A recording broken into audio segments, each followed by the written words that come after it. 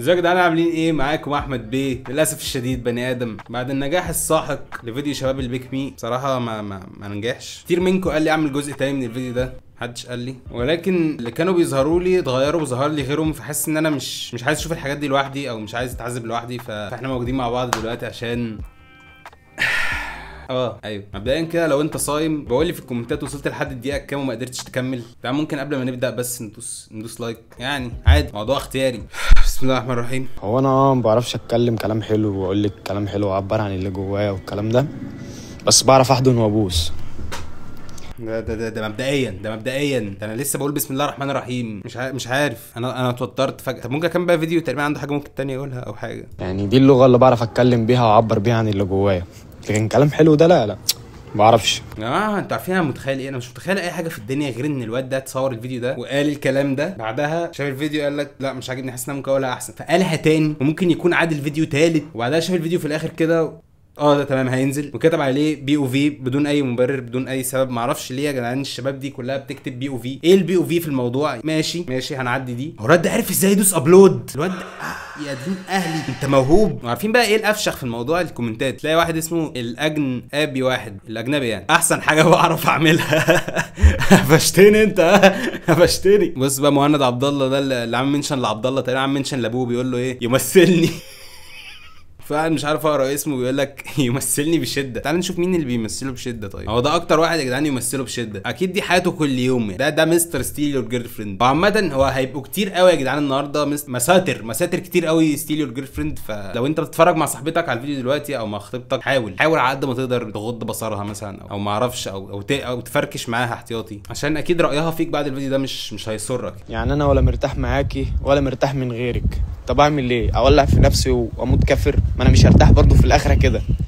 انا بقيتش فاهم العلاقه دي بجد، يعني العلاقه دي توكسيك. ايوه العلاقه دي توكسيك. ازاي مش سايباني احضن وابوس؟ يعني بجد دي ما بقتش علاقه وما بقتش عيشه. ما انا ممكن اولع لكم في العربيات واطلب منكم تعويض. انا جدع وعسل ودمي خفيف وكل حاجه، بس مريض نفسي.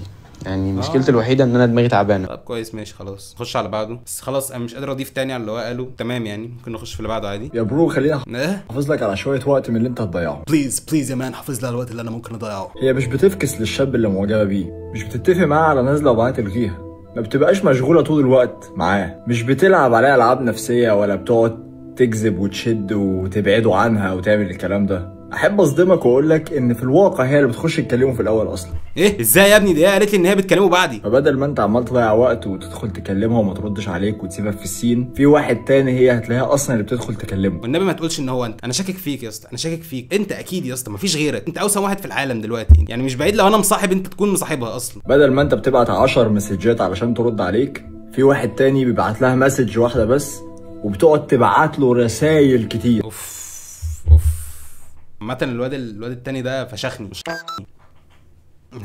علشان تتكلم معاه، وفي الواقع ممكن هي اللي تكون بتبدا كلام معاه اصلا. يا نهار لا يا اسطى مش للدرجه دي، والله ما للدرجه دي، انا اللي بسمح لها على فكره. فسيبك بقى من الشغل اللي انت فيه ده واخرج شوف حياتك وشوف انت بتعمل ايه. حاضر.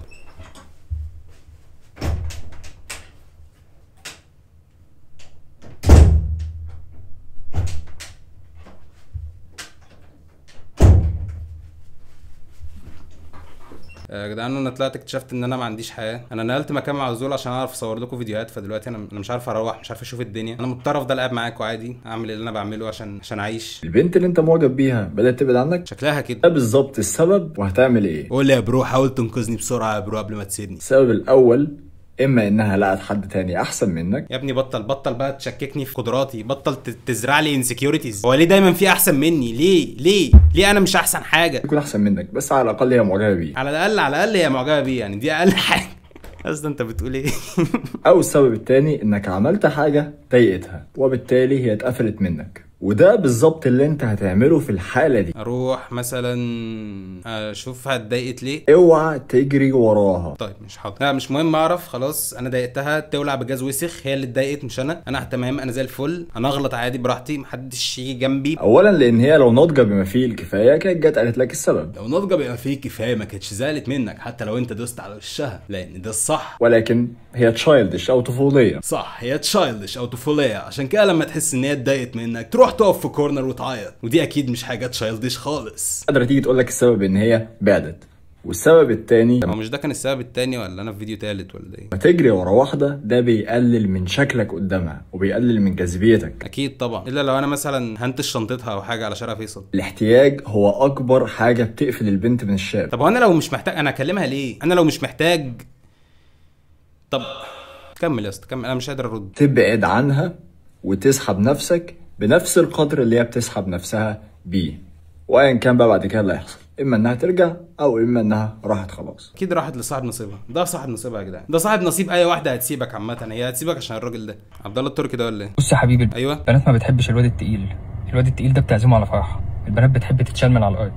لا ده مش تعبير مجازي، شيلها من على الارض وامشي بيها في الشارع، هما بيحبوا كده قوي. ايوه يا جماعه، ايوه احنا كبنات بجد بنحب كده قوي. طب هو ده بجد؟ انا عمال اخش في حاجات عكس بعض كتير قوي. انا مش عارف شخصيتي هتتغير باني شكل، يعني انا هتدلق عليها ولا هتقل عليها ولا هسيبها واجري ولا يا جدعان انتوا عايزين ايه؟ انتوا فاهمين ايه انا مش فاهمه ولا عارفين ايه احنا مش عارفينه؟ بس في العموم ما تبقاش راجل لو ما خدتش حبيبتك وشلتها على الارض وجريت بيها من كتر العظمه. تعالوا برضو اوريكم تارجت اودينس. شاده مثلا بتقول له بالظبط والله، وسوسه صبحي كلنا راضيين عنك، وهي بتقول له الله ينور عليك انت بتفهم. يا جدعان كل واحد تحسه كده ليه اهداف عايز يحققها عن طريق الفيديوهات دي. دايما الفيديوهات دي ما بتبقاش لغرض النصيحه خالص، دايما بتبقى لاغراض اخرى، دايما زي بالظبط فيديوهات نصايح البنات كده. انا عليا النعمه ممكن اخرب الدنيا لو اللي قدامي ده حسسني ان فارق معاه، انما بقى جو انا قادر على التحدي وعلى المواجهه ده بلوك وروح اقعدي جنب ماما هناك. ده انا اخلع راس امك دي واحطها على دولف. انا شاب حمش موت، بس في نفس الوقت ممكن اشيلك واجري بيكي في الشارع عادي. ان انا واد مجنون.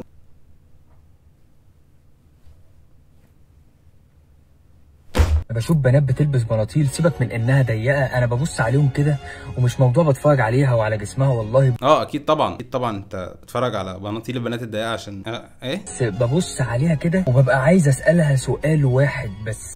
قول بقى السؤال الواحد بقى. انتي لبستي البنطلون ده ازاي؟ يعني لبستيه كده ودخلتيه من رجلك وشدتيه فوق ازاي؟ وقفلت السوسته والزرار بتاعه ازاي؟ وماشيه بيه ازاي؟ قوليلي عملتيها ازاي؟ ده بجد ده اضعف مبرر للمتحرش انا شفته في حياتي. طول ما هو قاعد دي حياته، قاعد في الشارع عامل كده.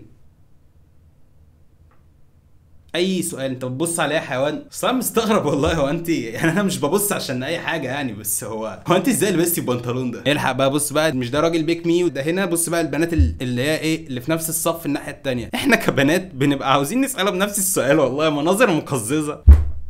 ما تتقدموا لبعض وتولعوا مش عارف، ربنا يوفقكم او حاجه. اعذروني يا جدعان لو انا نطقي متلعثم النهارده او مش كتير، بس انا بصراحه عايز انام بامانه، بس قلت اقعد معاكم شويه. يعني المنظر مش مطمئن خالص بالحظاظه بتاعت باتمان دي مبدئيا. يعني بكلمها في فون ورجليها تتخبط في الكرسي، قالت عيني وانا ماليه بحب. طب ليه بيداري كده ولا هو داري كده ولا انا داري كده ولا يا نهار اسود يا نهار اسود، يخرب بيتك يخرب بيتك. ده انت ده كل ده عشان قالت امال لو قالت لا بقى.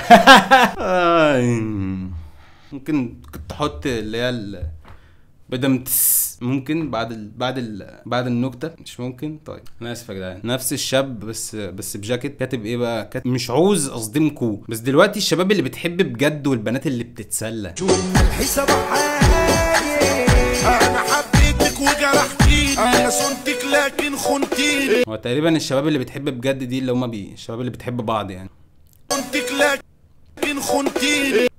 نعم يا صاحبي، اللي مستنيها تكلمك مبسوطه مع غيرك دلوقتي. يا اسطى انت باصص لي كده ليه؟ الرعب يا روحي. هو ده اسمه جاسر. انا مش هسأل كتير. تمام انا تمام عادي.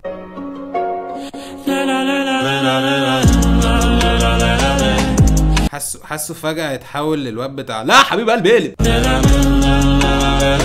بس خلاص نام. مع ان هو ده غيري اللي هي مبسوطه معايا، انا متأكد يعني. ده اكيد بس هو نايم عامة. خلينا نسيبه نايم ونخش على بعضه. لو هو واللي بقى لو هو ايه بيختفي فجأة من حياتك وبيظهر فجأة في حياتك، ده معناه ان ملوش مكان في حياتك. ايوه ده راجل كيوت قوي بجد. ده بجد عسول موت.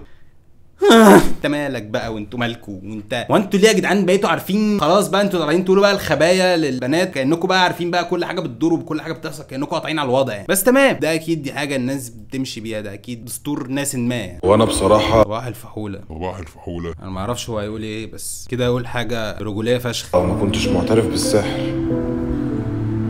لحد ما بصيت في عيونها، ويا خرابي يا اسطى احمد العوضي يستحي يعمل حاجه زي دي عامه.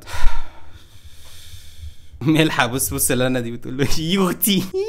الناس دي بالنسبه لي عامه ناجحه يعني، الناس دي بتحقق اللي هي بتطمح له، او دي فيك اكونتس هم بيعملوها عشان يحاولوا يبينوا نجاحهم، مش عارف. انا عايز بس اقول حاجه بسيطه للبنات. قول بقى انت اكيد فاهم اللي فيها. قبل ما تيجي ترتبطي براجل، ايه بقى اللي بيحصل بقى؟ عشان انت اكيد عارف كل الرجاله ماشيه ازاي، اكيد احميهم يا اسطى بالله عليك والنبي احميهم. قول يا بوست ارمور قول. ابقي اسالي انت مرتبط ولا لا، عشان احنا كرجاله بننسى الحاجات البسيطه دي. اكيد طبعا، اكيد لان انتوا اكيد رجاله، احنا كلنا كرجاله يعني بنفكر زي بعض، مش في دماغنا بقى ارتباط ايه وحاجات ايه يا بنتي. احنا دي اكتر حاجه بننساها يعني، ما بتجيش على دماغنا خالص. شكرا يا حبيبي. عاوز تخسر بنت؟ اكيد طبعا. غير عليها، اهتم بيها، عرفها ان الدنيا كلها هي، ما تعملش حاجه في حياتك غير انك تهتم بيها وتفضل معاها وتبين لها كل حبك وكل مشاعرك. زن عليها طول الوقت، انت فين، رايحه فين، جايه منين، بتعملي ايه، مين معاكي، لا دول وحشين انا خايف عليكي. هتزهق منك وتسيبك. وجعتني. انتوا خدتوا بالكم يا جدعان ان احنا شفنا دوره حياه الراجل ده؟ يعني بالصدفه شفنا دوره حياته بالترتيب. في الاول كان معجب بعينيها فشخ، بعدها عايز يخش في مرحله الارتباط ومش عارف ايه، وبعدها دلوقتي اتساب. فدي قصه لازم نتعلم منها، وده بقى اكتر حاجه بتثبت لك ان مين اونلي هاف 3 مودز. اول حاجه زي ما انتوا شفتوا بيبقى لافر بوي، ثاني حاجه بيبقى جانجستا، ثالث حاجه زي ما انتوا شايفين كده بيبقى بروكن. طيب انا الفجر قرب يقدم، فيا دوب الحق نفسي قبل ما اخسر حياتي.